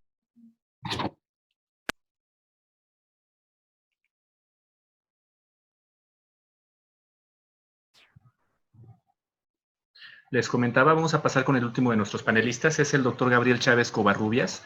Él es también profesor internacional AO, es miembro titular del Colegio Mexicano de Ortopedia y Traumatología, integrante durante mucho tiempo del cuerpo médico del Hospital Regional número 2 del Instituto Mexicano del Seguro Social. Le damos la palabra al doctor Chávez, él nos va a hablar sobre el principio biomecánico de la protección. Adelante, doctor. Muchas gracias, Clemente. Buenas noches a todos. Agradezco tu invitación y la del colegio para participar en esta sesión y me da mucho gusto estar con ustedes y con todos los participantes en línea. Después de estar escuchando las presentaciones de mis compañeros, se han tocado ya todos los principios, excepto este de protección, que representa una combinación de varios aspectos.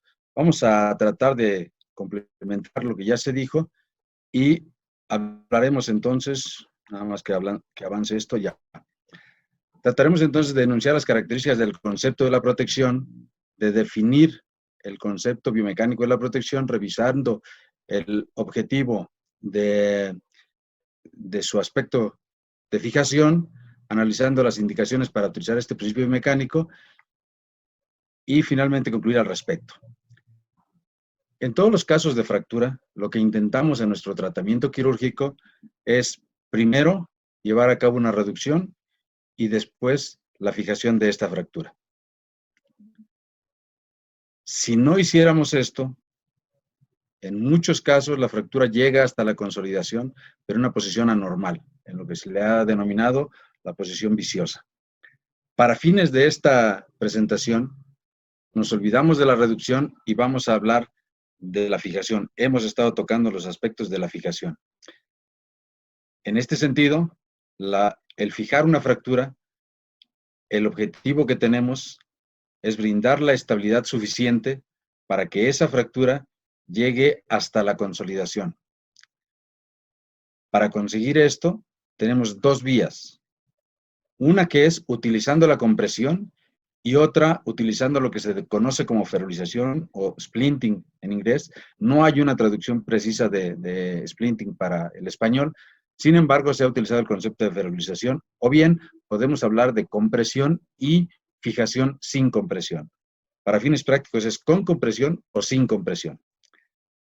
En el caso de la compresión, la fijación que obtenemos es una fijación rígida. Esta fijación rígida nos va a llevar a una estabilidad que se conoce como estabilidad absoluta. La estabilidad absoluta, a su vez, nos lleva o nos permite llegar a la consolidación primaria. Esto ya ha sido mencionado en las presentaciones anteriores, simplemente es un resumen de cómo se va dando. Mientras que, cuando utilizamos el concepto de fijación sin compresión, en ferulización, lo que estamos haciendo es brindar una fijación flexible que nos va a permitir dar estabilidad relativa. Esto, a su vez, nos llevará a la consolidación secundaria, es decir, consolidación con callo. No tenemos más que estas dos posibilidades. En compresión, entonces, fijación rígida, estabilidad absoluta, consolidación primaria. Sin compresión, es decir, fijación en ferulización, la fijación será flexible, la estabilidad que consigamos será relativa y la consolidación a la que llevemos nuestra fractura será una consolidación secundaria. Esto es entonces las dos posibilidades que tenemos para llegar a la fijación. Cada uno de estas vías se aplica en los principios biomecánicos. La fijación, aplicando los principios biomecánicos, nos permite hacerlo en compresión o en ferulización. En el caso de que utilicemos compresión, la fijación será con el principio biomecánico de compresión estática, de tirante. Son los dos principios en los cuales utilizamos esencialmente compresión estática y tirante. En el tirante ya sabemos que se combina tanto la compresión estática como la compresión dinámica. Estos dos son esencialmente con compresión, principios biomecánicos con fijación en compresión. Existe también la protección. ¿Por qué lo ponemos aquí? Más adelante veremos. Aquí puede haber o no compresión. Si existe compresión, entonces estaremos utilizando compresión y otra cosa que veremos más adelante. Mientras que en la ferulización, los principios biomecánicos que se aplican, que nos permiten dar este tipo de fijación, son el sostén y el tutor. Esto entonces nos permite hacer el enlace entre el tipo de fijación y el principio biomecánico que estemos utilizando. Recordemos que en la vía de la compresión nos va a llevar hacia la consolidación primaria y en la vía de la no compresión o ferulización nos va a llevar hacia la consolidación secundaria. En la protección dependerá de lo que estemos utilizando, de qué es lo que combinamos, si existe o no compresión, para saber hacia qué tipo de consolidación nos va a llevar. La protección entonces se va a poder aplicar en trazos en los que existe posibilidad de ejercer compresión o no. Esta compresión podría ser estática o dinámica, como es en el caso de algunos de los clavos, pero que seguirán existiendo esfuerzos que generen cizallamiento y otros desplazamientos por la diferencia de elasticidad entre el implante y el hueso, y se requiere para dar una fijación suficiente, podría ser una fijación estable pero insuficiente, Y para poder llevar a esta fijación suficiente, pero inestable, se requiere neutralizar estos esfuerzos agregados. Para ello, tenemos que utilizar algún implante adicional que nos permita entonces mantener la fijación al paso del tiempo de acuerdo a las demandas biomecánicas, y a este principio, en un inicio, se le denominó como principio de neutralización. Sin embargo, al paso de los años, el profesor Villeneuve, por sus análisis de las situaciones que se dieron en esa época, se consideró que los esfuerzos no se neutralizan, sino que se soportan, y por lo tanto cambió el término a protección. Desde ahí tenemos esta situación del el principio mecánico de la protección. Entonces, por definición, el principio biomecánico de la protección será cuando se agrega un implante a otro implante, siempre y cuando ambos estén cumpliendo un principio biomecánico diferente, porque el primero es insuficiente. Es decir, siempre será combinado. Siempre habrá combinación de implantes. Generalmente, uno de los principios biomecánicos será compresión, aunque no siempre, pero generalmente habrá compresión. El objetivo de este principio biomecánico es evitar la falla de una osteosíntesis insuficiente.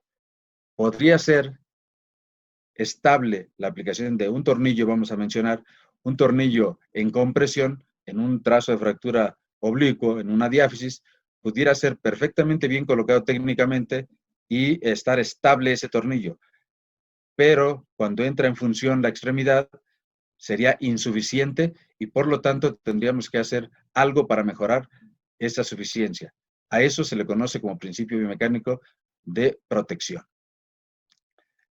El principio mecánico de la protección, entonces, puede ser realizado con dos implantes diferentes o con implantes similares, pero con diferente función. Es decir, que se combinen mecanismos de fijación en los cuales funcionan de manera diferente uno del otro.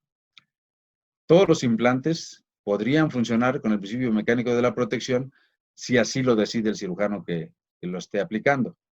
Pueden ser implantes similares, implantes diferentes, como ya se mencionó.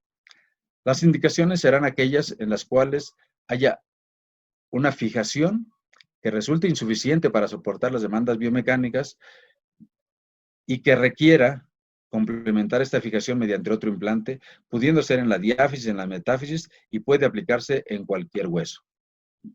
Cuando hablamos de implantes similares, tenemos la posibilidad, por ejemplo, de dos tornillos.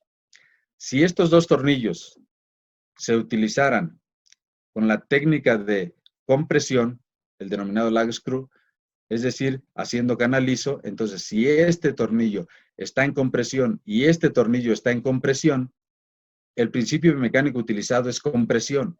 Ambos tornillos tienen el mismo principio biomecánico. Son dos tornillos diferentes, pero cumplen el mismo principio. Por lo tanto, el principio biomecánico será compresión. A diferencia, por ejemplo, si fuera en el maleolo medial donde se aplicaran estos tornillos y uno es aplicado en compresión y el otro sin técnica de compresión, es decir, solamente como un tornillo de fijación, entonces están los mismos dos tornillos cumpliendo principios biomecánicos diferentes, uno en compresión y el otro solamente de fijación, y eso haría que esto estuviera con un principio biomecánico de protección. Los mismos implantes cumpliendo una función diferente.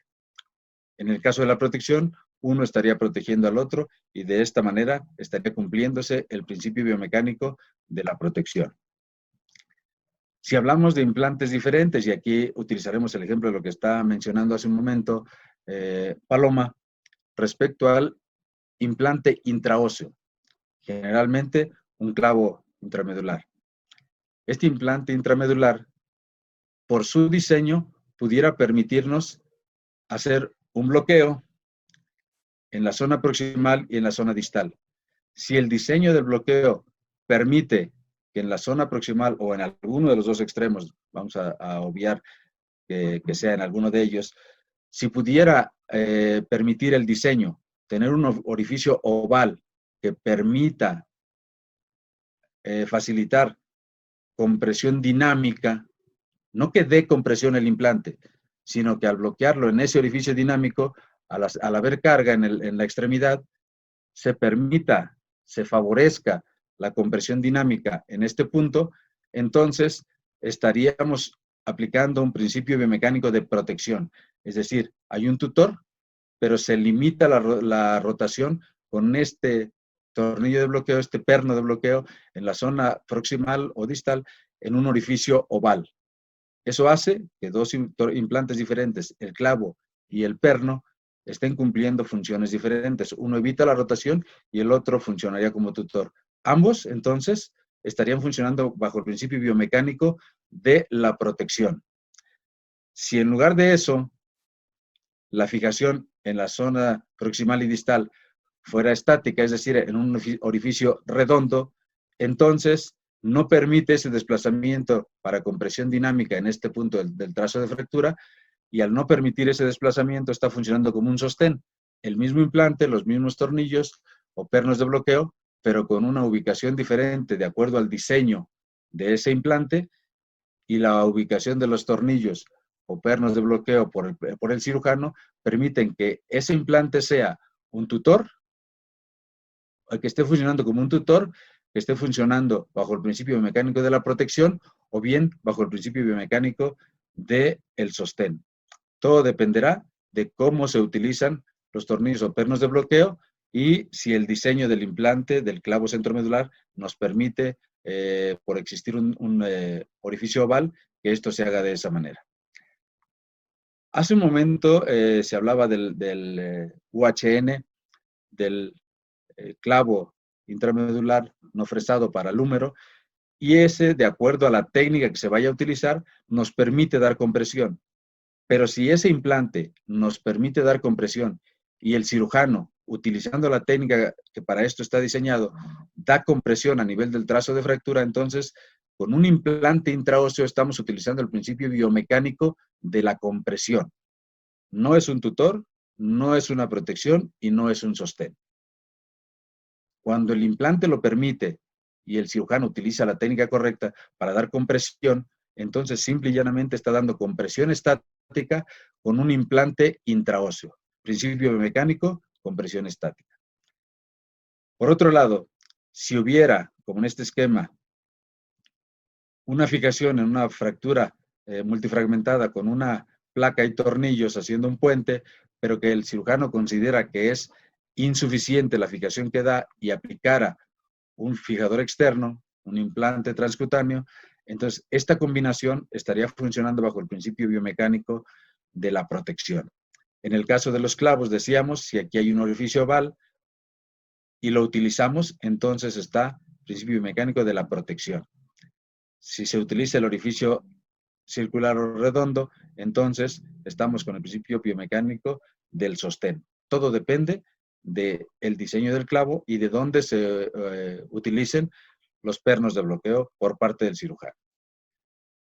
Decíamos hace un momento que en el caso del maleolo medial podríamos utilizar tornillo en compresión y un tornillo adicional sin compresión con técnica de fijación solamente, y sería entonces una protección, principio mecánico de protección. Si en lugar de otro tornillo, como se da en algunos casos, se utilizara un clavillo de Kirchner para evitar la rotación, eso estaría funcionando bajo el principio biomecánico de la protección. En el caso del maleolo peroneo, en el cual tenemos tornillos en compresión y una placa adicional que no esté dando compresión, entonces este implante está para la protección y también sería un principio biomecánico de la protección. Esto es que siempre deberá haber implantes diferentes o similares, pero uno estará en compresión y el otro para su protección. Aquí aparentemente estarían los tornillos y la placa cumpliendo una sola función. Sin embargo, en esta zona donde la cuña es reducida y se colocan esos tornillos, debe haber compresión.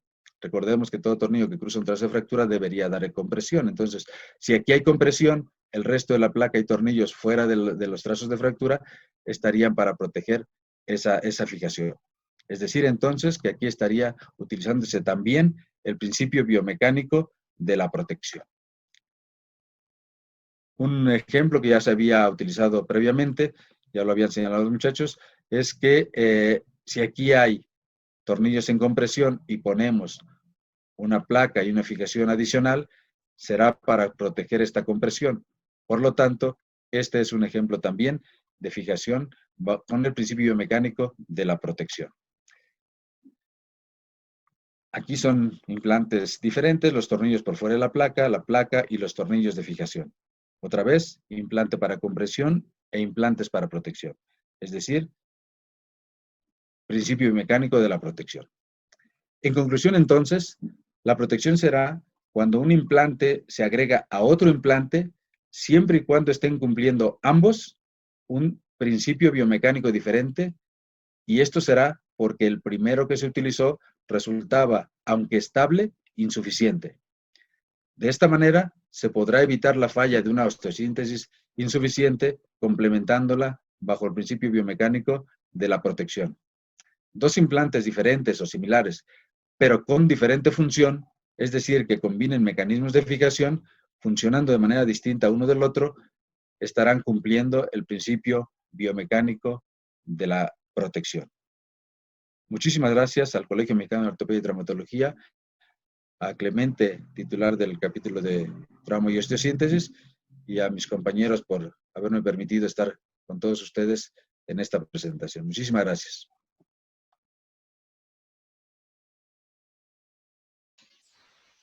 Muchas gracias a usted, doctor Chávez. Vamos a dar paso ya por último a una serie de preguntas. Intentamos responder la mayoría de las preguntas que nos hicieron a través de la plataforma. Hay algunas que nos gustaría compartir con ustedes para que todos puedan tener acceso a las respuestas. La primera es en relación a si hay una deformidad en la tibia en varo, sí, hablando de del principio del tirante, si en realidad se podría mencionar en este sentido que podemos aplicar el tirante. Recordemos que la tibia es el único hueso que es completamente recto y uno de los requisitos que nos comentó el doctor César Arteaga precisamente es que fuese un hueso curvo. Doctor Arteaga, ¿quisieras ayudarnos con esta respuesta? Sí, claro que sí. Mira, en ese sentido, estaríamos hablando de una deformidad angular donde ya no coincidirían ni el eje anatómico ni el eje mecánico. Siempre y cuando se cumplan los otros requisitos, que es la capacidad de carga en la cortical contralateral y la colocación del implante en la superficie de tensión, en este caso sí pudiéramos considerarlo un tirante. No tanto por el hueso en sí, sino por la deformidad que tiene el hueso. Ok. Hay otra pregunta, algo relacionado con los TENS, con los clavos TENS. Es algo muy controvertido, la realidad. ¿Qué principio biomecánico, bajo qué principio biomecánico pueden funcionar? Doctor Ramos, ¿nos podría ayudar con esta pregunta? Sí, claro, gracias Clemente, con todo gusto. Ahí una de las situaciones que metieron en la pregunta es de acuerdo a la configuración de los clavos. En realidad la configuración de los clavos se lleva a cabo de esa manera para lograr estabilizar y es diferente en un antebrazo que en un fémur, en una tibia, etcétera, etcétera. Pero a fin de cuentas todos cumplen con la misma función. Y exactamente como dijo Cintia Paloma, depende más del trazo de fractura. Si tenemos fragmentación, entonces va a ser forzosamente un sostén. Si tenemos un trazo transverso, va a ser entonces un tutor. El único problema sería que nosotros falláramos, pero les recuerdo que en el momento en el que fallas una osteosíntesis, el principio biomecánico ya no se considera como tal, o simple y sencillamente cambia. Si en una fractura transversal yo dejé diastasis en los fragmentos, aunque por la configuración anatómica del trazo de fractura, si hay soporte óseo, yo lo dejé sin soporte óseo y automáticamente, si no hay manera que esos dos fragmentos se contacten y haya carga axial dinámica, entonces está funcionando como un sostén. Muy bien, doctor, muchas gracias. Hay otra pregunta aquí, doctor García, no sé si nos podría ayudar. Nos preguntan si en un clavo centromedular de fémur con el principio de sostén, en un trazo oblicuo corto, ¿cuándo se dinamiza? Es decir, ¿en cuánto tiempo se retira el perno estático y se deja el dinámico únicamente? A ver, me voy de espaldas. ¿Es un trazo oblicuo corto y está bloqueado estáticamente? Sí. Error en la concepción del principio mecánico. ¿Hay soporte óseo? ¿Sí o no? Sí hay. Y si hay soporte óseo, desde el principio se debe de colocar los dos pernos estáticos y un perno dinámico, pero no meterlo por segunda vez a dinamizarlo. No es apropiado eso. Ok, muchas gracias, doctor García. Hay otra pregunta aquí, doctor Chávez, si nos pudiera ayudar. Esta información se dio, pero tal vez, a lo mejor para reforzar un poquito, nos preguntan si el clavo centromedular bloqueado en los orificios estáticos, entonces, ¿se consideraría un principio de protección o de sostén? Si solamente están bloqueados los orificios redondos o circulares, es un principio mecánico de sostén. Si el clavo, por su diseño, tiene un orificio oval y se utiliza el oval, entonces estaría funcionando como protección. En el caso que me señalas, si son los orificios circulares y los dos, tanto en el extremo proximal como en el distal, están utilizados estos orificios circulares, entonces es un sostén. Doctor Ramos. Sí, eso es definitivo. Sin embargo, también se comentó que pueden dar compresión. Entonces, si nosotros dimos compresión, se debe de fijar en el orificio circular. Entonces, en ese momento, a pesar de que esté bloqueado estático, no es un tutor, sino que estamos ante un trazo transversal y eso se convierte automáticamente en una compresión. Compresión que es de sentido axial y es estática, porque el cirujano la hizo durante el procedimiento y a través del implante. Ok, muchas gracias, doctor Ramos. Estamos ya prácticamente sobre el tiempo para finalizar esta sesión. Doctor Jorge Negrete, presidente del Colegio Mexicano de Ortopedia y Traumatología, está con nosotros por aquí.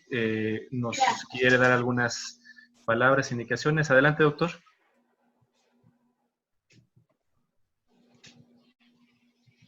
Hola, buenas noches. Primero, pues, quiero felicitar al doctor Clemente por esta excelente sesión de webinar y pues me hicieron recordar los tiempos del Hospital de Urgencias Traumatológicas. Aquí me da gusto ver a Edgardo, a Gabriel, obviamente a Fernando y combinar la experiencia con la juventud de la doctora Cintia, César, y pues simplemente quería hacer patente que el Colegio Mexicano de Ortopedia está para seguir con la academia, con la educación, pues felicitarlos sinceramente tuvieron una audiencia excelente, tuvieron unas buenas presentaciones excelentes y pues me hicieron acordar también del maestro Ortega Domínguez, los cursos básicos de osteosíntesis. Muchas gracias y gracias, Clemente. Simplemente darles las gracias. Gracias a ti, Jorge. Muchísimas gracias. Jorge, Gracias, felicidades. Gracias. Muchas gracias.